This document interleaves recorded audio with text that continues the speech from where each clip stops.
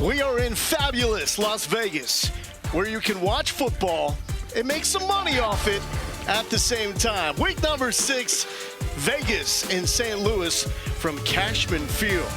Good matchup here. We start with the quarterbacks. Luis Perez leading the XFL in passing yards and touchdowns the past 2 weeks. The Vipers have found their guy. A.J. McCarron has been that guy since game 1 for St. Louis. He comes into this week leading the league with 12 total touchdowns. And his playmaker on the outside, Akeem Butler, shut out of the end zone for the first time last week. He's trying to get back in with a little swag. The only losses for St. Louis this season against undefeated DC, who has the showdown with Houston coming up on Monday. Earlier today, Seattle beat Orlando, so St. Louis needs a win to keep pace with Seattle. Top 2 in each division make it to the playoffs. Carrizosa pressured. He's hit. The punt is off. Here's Prohl. And Prohl brought down shy of the 35. Very close to being a blocked punt, and we do have Gunner a flag. left early, number 10. Kicking team left early, tack it on, and we go. Okay. Member of the kicking team left early. The 5-yard penalty would be added to the end of the play. First down. And this is Mateo Durant out of Duke into the backfield, the number 2 for St. Louis.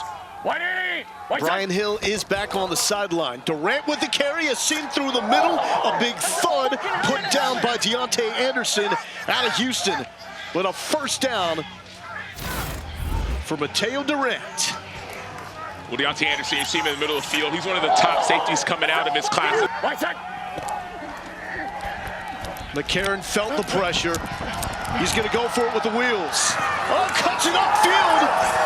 And eventually tripped up at the 35-yard line. Didn't see that one coming by A.J. A little wrinkle, and that's Gary Jennings, end zone. Take me home, country roads. The West Virginia Mountaineer getting the Battlehawks on the board. One of the most frustrating things as a defensive coordinator is I need edges. Someone has to set that edge. The 2 and the 3 have given the most expected points this season. McCarron, he's got clearance. Oh, the hands somehow brought in. Not even sure if that was the intended receiver, but Shepard's going to take it. But he's just so calm and smooth. He's a 3-time FCS champion out of North Dakota State. Notice him find the ball, get friendly with the quarterback, as our friend Greg McElroy loves to say, and then make the 2 points on that conversion. Won the Harlan Hill at Texas A&M Commerce. That's essentially the D2 Heisman Trophy. Another dump down here, DeAndre Torrey. He's got a burst, and from 3rd and 11, move those chains. Torrey, the UNT Mean Green. One thing to be alert of on 3rd and long, 3rd and 10 plus, it's the screen game. You heard them call rocket. Well, that's a screen. Notice the patience from Torrey, and then the lineman get a chance to get downfield. The pass is behind the line of scrimmage. Lineman can get downfield. 3rd and 10 plus, that's usually screen. McCarron from his end zone. Hill made a good adjustment on that play for the reception. That's one way to get yourself out. And you see it over and over again. You see number 22, the corner, Adam Sparks. He jumps on he's playing cover 2. Stay deep. You don't have to jump on the short route to the flat. Kareem Walker checks in, gets the carry. Room to run up the middle. And Kareem Walker out of South Alabama with a 16-yard run. Here inside Cashman Field, week number 6 of the XFL. Battlehawks taking a shot. Prohl. Did the Tar Heel get a foot in? No, he did not. Oh, no, I got a drag. I got a drag. Play the completed catch. Good job. Good job. Complete. Good job. Good discussion. We got a catch. Oh, let's really going to field as a catch for a first down. Let's go back to Dean Blandino. Dean, if you may, can you take us back to what you saw on that catch by Austin Prohl? 2 officials had conflicting signals. We had a really good look that it was actually Prohl's back foot that dragged before his front foot hit out of bounds.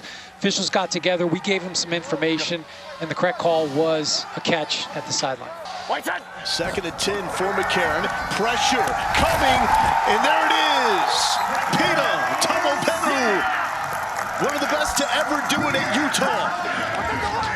So I watched him work on this exact same move in pregame. It's a fake stab, and you just dip right under. He's going, and he dips right under. You see Von Miller use this move all the time. Talmor Penu making dominant, game-changing effort plays. 40 yards for Donnie Hagman. Hagman with the distance, and it is good. So 11-0.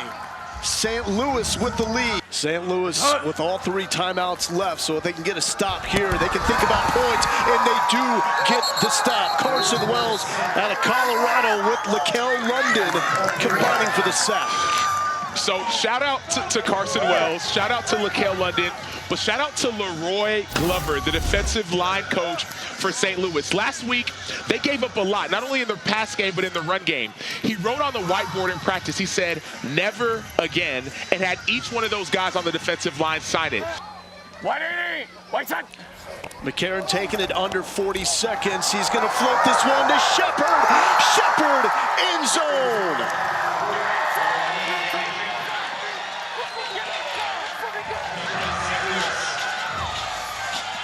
See the joy on Bruce Gradkowski's face. You listen to Jerry Shepard talk. He says, I want to be reliable. I want to be a guy who's always in the right place at the right time. No, jet on. 25. The smoothest route runner on the St. Louis team. Here's the 2-point attempt from the 5-yard line. St. Louis hit on the 2-pointer after their first touchdown. Looking for Hill, checks back over the middle, complete, flag on the play, and it was dropped by Stephen Mitchell, so incomplete. Let's see what the flag is about. Clean hit, incomplete pass.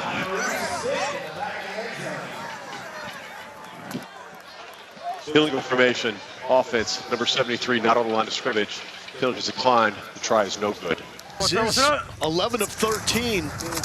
Just not going anywhere on the completions. Picked off. Lavert Hill.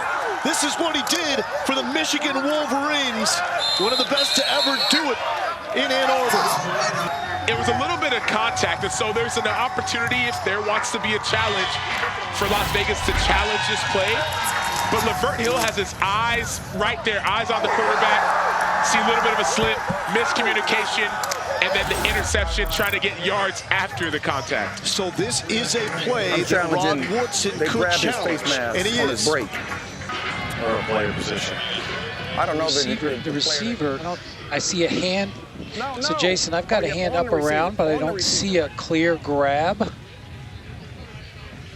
Hold on, looking to see if we have anything better, any other close-up angles. They're looking now. He says they got a hand up there, but they don't have a grab, but they're looking at other angles. Yeah, that's what I'm looking at here, near handheld. It gets there late. What about my far handheld, anything? That's the best shot. It might graze, but I don't. All right, we're gonna let the ruling on the field stand. I just don't have a clear look to clearly say it's a face mask. So McCarron has the communication working out with his helmet, talking to Bruce Gradkowski. They dial up a sideline bomb, and it's complete to George Campbell. 37 yards for the Mountaineer. Well, so what's interesting is the communication isn't working. So that late play is actually a screen. Bruce Gradkowski called a screen. A.J. McCarron couldn't hear it. Kareem Walker, the running back. Walker into the end zone, and St. Louis punches it through. Who needs the communication devices? A.J. McCarron has this under control. So this is the best part about what A.J. McCarron just did. Never use anything in life as a crutch. So A.J. McCarron could have said, man, I need the calls. He said, forget about it. Guys, I don't need the calls. Let's get this done. We'll figure out our communication stuff later. He called the counter by himself. St. Louis has scored on 4 straight drives, going for the 1-point attempt from the 2-yard line. Shepard in motion. Goes to Walker. And Walker trying to fight forward, but he will be ruled down short of the end zone as Maximilian Roberts was there with the initial contact. So the A.J. McCarron show